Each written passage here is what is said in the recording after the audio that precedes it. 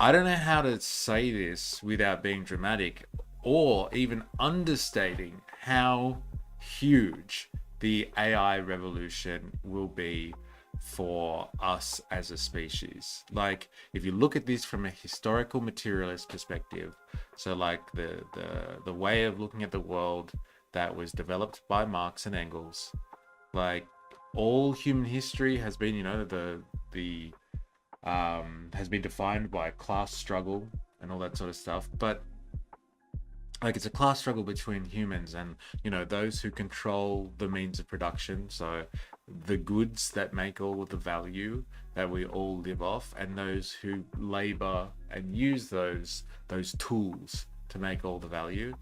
Well, like, we have created a tool now, AI, that doesn't need a laboring class anymore to function.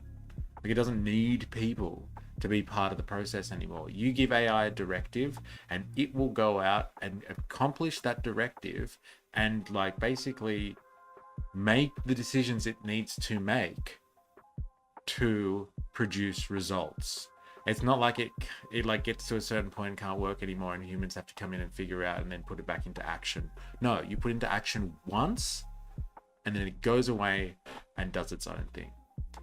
And like, we have never created a tool like that before. So if everything boils down to kind of how we produce value in society and then who controls the mechanisms around that, soon we won't need to worry about like who's going to be laboring anymore. It'll be just the machines going away and organizing all of that. But the real question will then boil down to who controls the machines. If you can control the machines, let's just say hypothetically you can control the machines, then whoever controls them, whoever owns them, whether it be your Amazons or your Meta or like some massive faceless corporation, whoever owns the machines will own the world. But like, the other question is then like, if AI becomes super intelligent, will anyone actually be able to control AI? And like, if AI is in control, then like, what type of world will we be living in, if we will be alive in it at all? There's your $1 million question for you. So $1 trillion question. I should update it to be more 21st century. So we're going to be looking at a gentleman by the name of Mo Gordat, and I really like the way that he explains things. I really like the way that he just goes through and explains, AI generally. Like, he has some very kind of balanced and nuances approach to the AI phenomenon.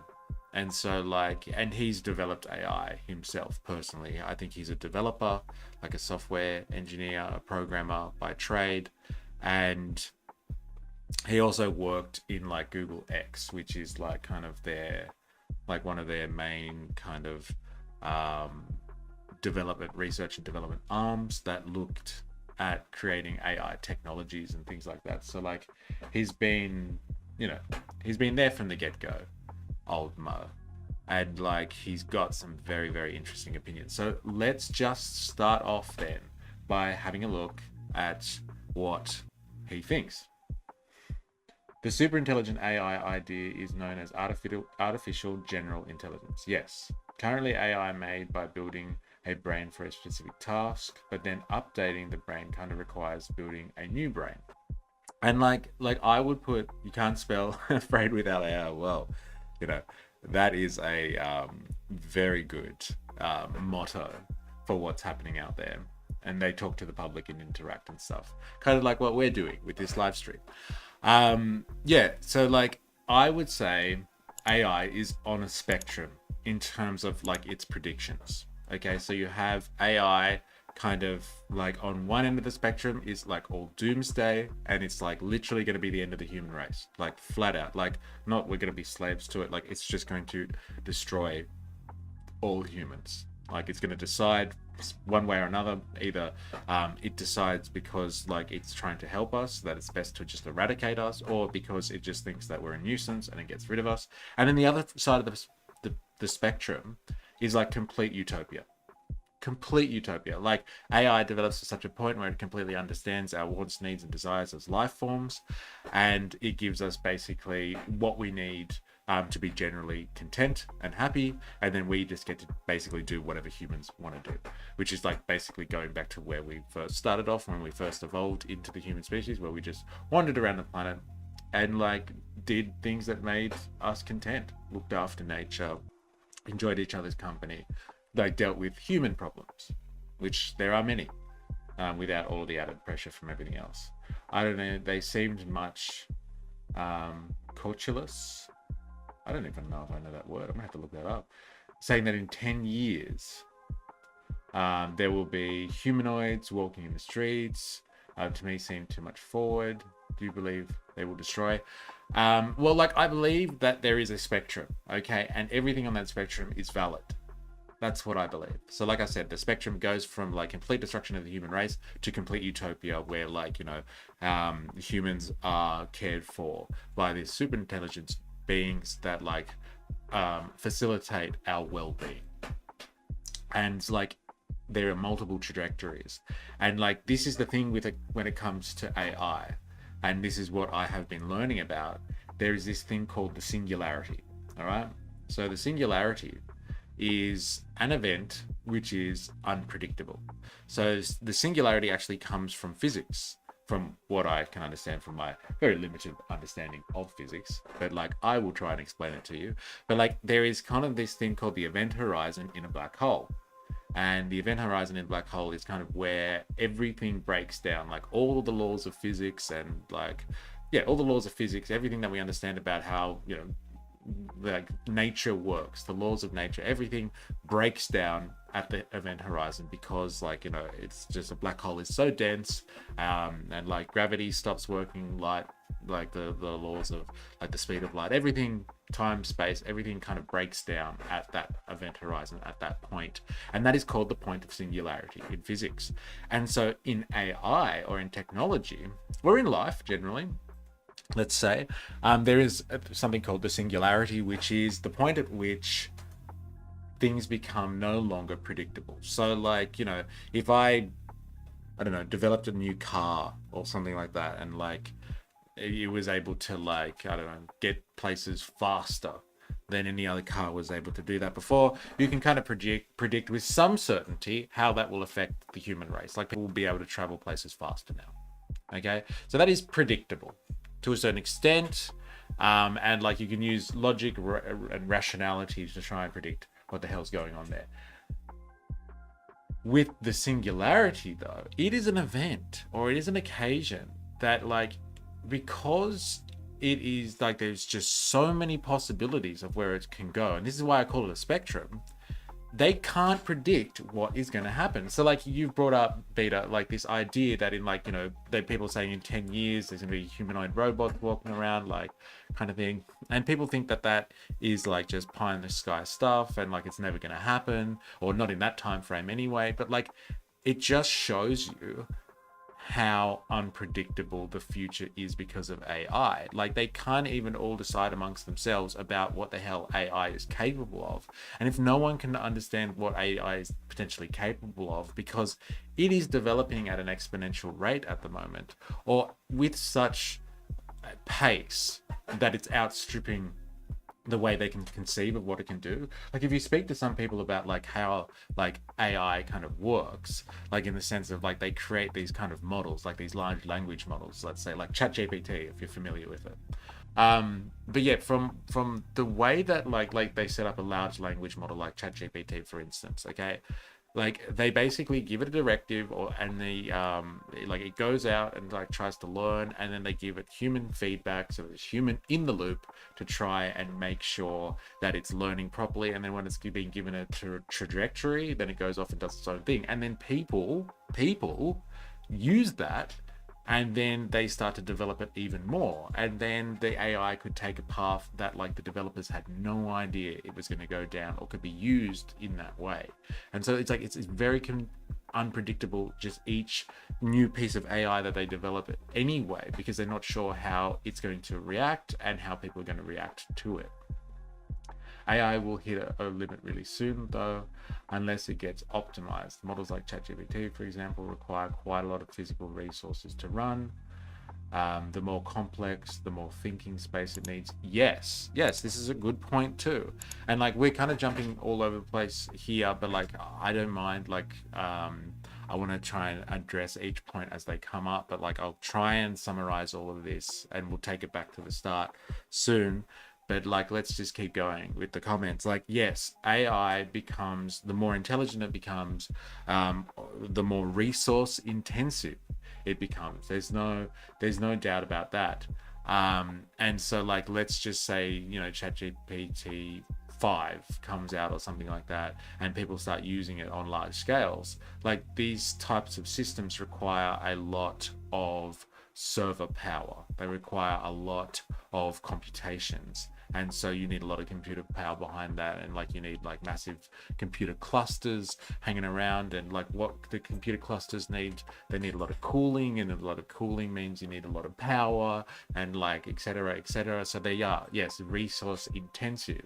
However, that is assuming, though, thinking about like power generation and like, you know, the limits of AI, that's assuming though that like AI isn't getting in on the game as well and helping us develop AI even further. It becomes compounding when you put AI to use as solving the problems of AI's own limitations. So like at the moment, like people like Jeff Bezos, Elon Musk, I'm pretty sure, they are looking at yo, what's up, give up the rock, 4IS, how we doing?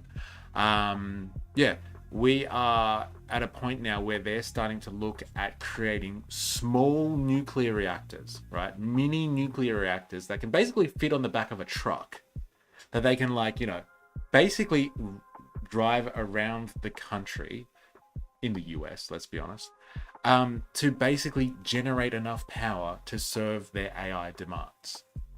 So like, yes, I get the point that it's resource intensive and it will hit a limit, but it will hit a limit in kind of today's understanding of what a limitation is, if that makes sense.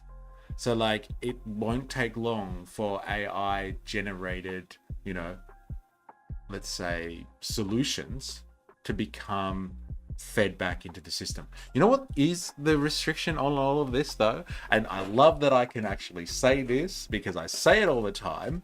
The restriction on all of this is capital. Capital is the problem, because like a lot of these, you know, intensive kind of clusters of computers and like these server issues that like require a lot of power, and like require a lot of cooling and all that sort of stuff, it's capital that is the problem. You need like $100 billion to do that in the first place, to set up these servers, and like you need $100 billion just to cool them down and create alternative power sources. So it's only the top end of town kind of people that are doing this. But I heard someone from China talking about this the other day. Like China doesn't have the resources that the Americans have in terms of AI, right? So like they don't have like access to super clusters of computers. And so they are building AI that is less resource intensive than like something like OpenAI, who develops ChatGPT. And so like they're doing the exact same thing that ChatGPT is, with like 1/3 or less of the computer power necessary. They've just taught their AI to develop itself on a different way of doing things. It's like it's relying on like kind of less computations per token. Token is like per word that it produces, to be able to produce responses. So like there are ways around this, and people are figuring it out because there's a constraint on how much capital you can get access to. So capital defining basically how big your servers are, how much cooling power you've got, how many resources you can get access to. There's still AI being developed out there in mind of these constraints, and it's working without them, without the need for extra computer power, let's say. So like all I'm saying is, like kind of like that cliched line from Jurassic Park where that guy Ian Malcolm or whatever is just like you know, marveling at how like they made dinosaurs, and he's just like and like the guy in the lab is just like, oh, we contain them, you know, we make them all female or something. And then like he said, you know, life will find a way. Well, like AI will find a way. This is like we've unleashed the genie out of the bottle here. And like, I don't know if it's just going to reach a limit point where it's just going to completely slow down and like it's just going to become non-relevant anymore. These people around the world, there is a cold war going on in terms of AI at the moment, and like that alone in itself will drive the coercive laws of competition in AI to push forward regardless, because he or she, sorry, who owns the AI kind of thing will be able to own the planet soon. And I don't mean just like, corporations. I'm talking about governments here. Because like if you can use AI to cyber attack your enemy and like shut down their entire country because you've got hold of their entire network, like that's the cutting edge of warfare in today's day and age. And AI has got everything to do with that. Socialist AI when? Look, like with all things from a Marxist perspective, okay, and like the historical materialism that we talked about before, he or she who owns the means of production will control the world. Now, if we socialize AI systems, if we socialize them and like make sure that they are in control of the great majority of people out there, whether that be through some type of democratic process, or I don't know, the workers themselves, so the people that create the AI, the developers of the AI, they control it, as opposed to basically like the board of directors of some company, but the actual developers themselves, it's still way more democratic and socialist than like the scary territory we're going down, where you have Jeff Bezos and Mark Zuckerberg and people like that who are just going to control all of these insane artificial intelligence systems with insane capabilities that are just going to basically take over the world in a techno-feudalist arrangement, like someone like Yanis Varoufakis would talk about.